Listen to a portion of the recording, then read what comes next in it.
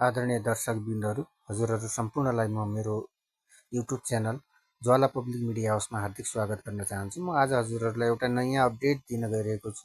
यो भिडियोलाई सुरुदेखि अन्तिमसम्म हेरिदिनुहुनेछ भन्ने आशामा छु। र मैले यो भिडियो बनाउँदै गर्दा यो भिडियोको माथि वालपेपरमा प्रस्तुत गरेको यो तस्बिरले नै जनाएको छ आज के बारेमा हजुरहरूलाई जानकारी दिन गइरहेको छु भन्ने कुरा हजुरहरू यो चित्रबाट नै प्रष्ट हुनुहुन्छ। आजभन्दा करिब 10 वर्ष पहिला 2072 सालतिर जति बेला नेपालमा विनाशकारी भूकम्प गएको थियो, धेरै जनधनको क्षति भएको थियो, त्यति बेलादेखि नै नेपाल को राजधानी काठमाडौँ महानगरपालिकाका मेयर बालेन शाह र अहिले पछिल्लो समय नेपालमा चलेको जुन जेनजी आन्दोलन थियो, त्यो जेनजी आन्दोलनका कमान्डर सुधीर गुरुङ सँगै फोटो खिचेको तस्बिरहरू अहिले सामाजिक सञ्जालमा भाइरल भइरहेको छ। यसबाट के पनि हामी बुझ्न सक्छौँ भने काठमाडौँ महानगरपालिकाका मेयर बालेन शाह र पछिल्लो समय एकदमै चर्चामा रहेका जेनजी आन्दोलनका कमान्डर सुधीर शाह बीच करिब 10 वर्ष पहिलादेखि नै एउटा राम्रो सम्बन्ध भएको बुझ्न सकिन्छ। र नेपालमा जुन अहिले वर्तमान समयमा परिवर्तन भयो, जुन एउटा नेपालको इतिहासमै भुल्न नसकिने एउटा आन्दोलन चल्यो, जसले सफलता पनि प्राप्त गर्यो, जुन आन्दोलनको नाम जेनजी थियो। त्यो आन्दोलनले नेपालको एउटा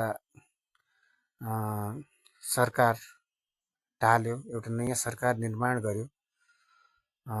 उनीसँगै बालेन शाह जुन पछिल्लो समय काठमाडौँ महानगरपालिकाका एकदमै चर्चित मेयर हुनुहुन्छ र काठमाडौँ महानगरपालिकामा एउटा किसिमको छुट्टै आफ्नो पहिचान, एउटा विकासको गतिलाई अगाडि बढाउन सफल मेयर हुनुहुन्छ। उहाँहरू दुईवटाको बिचमा करिब 10 वर्ष पहिलादेखि नै एउटा सम्बन्ध रहेको कुरा तस्बिरले बताउँछ। र यो आन्दोलनका कमान्डर सुधीर गुरुङले जुन नेपालमा एउटा जेनजी पुस्ताहरूको आन्दोलनको सुरुवात गरेर सफलता प्राप्त गरे, वास्तवमै हेर्दा यो जेनजी आन्दोलन नेपालमा भएको भ्रष्टाचार, एउटा हुने खानेहरूको शासन सत्ताको चिरफार गरेको छ। यो प्रशंसनीय कार्य छ। हामीले सुधीर गुरुङलाई धन्यवाद पनि दिनुपर्छ। र अर्को कुरा, यो जुन आन्दोलनले विनाश गर्यो, सिंहदरबार, सर्वोच्च अदालत, संसद भवनदेखि विभिन्न महत्त्वपूर्ण एकदमै ठुला नेपालको इतिहास, नेपालको पुरातात्विक क्षेत्रमा जुन किसिमको एउटा छुट्टै पहिचान कायम थियो, त्यो पहिचानलाई मेटाउने काम गर्यो। यो एकदमै खेदजनक छ। किन त भन्दा जेनजी आन्दोलनले एउटा सफलता प्राप्त गरिसकेपछि पनि एउटा धनजनको ठुलै क्षति भएको छ। यो हाम्रा पुरातात्विक सम्पदाहरू, जुन हाम्रो नेपालको सम्पत्तिहरू विनाश गर्ने कार्य गरेको छ, त्यो एकदमै खेदजनक छ। यस्तो गर्नु हुन्थेन।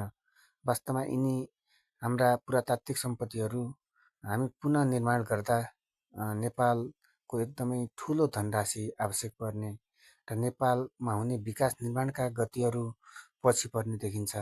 र नेपाल एक त माओवादी द्वन्द्वबाट धेरै पछि विकास निर्माणको काममा धकलिएको नेपाल, अझै जेनजी आन्दोलनले पनि यो विकास निर्माणको कार्यलाई एकदमै पछि धकेलेको आभास भएको छ।